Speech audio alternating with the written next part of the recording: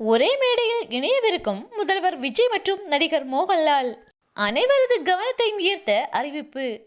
போதைப்பொருள் ஒழிப்பு நடவடிக்கைக்கு ஆதரவு அளிக்குமாறு தமிழக முதல்வர் விஜயை கேரள உள்துறை அமைச்சரான ரமேஷ் சென்னையில் நேரில் சந்தித்து அழைப்பு விடுத்தார்.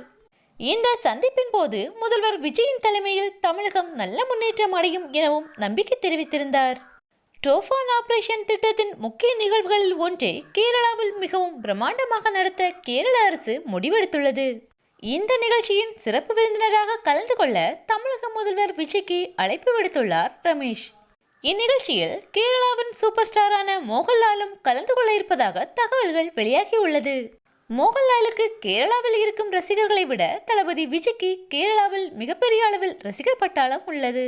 கேரளாவில் இவர்கள் 2 பேரும் ஒரே மேடையில் சந்தித்துக் கொள்ள இருப்பதாக பேசப்படுகிறது.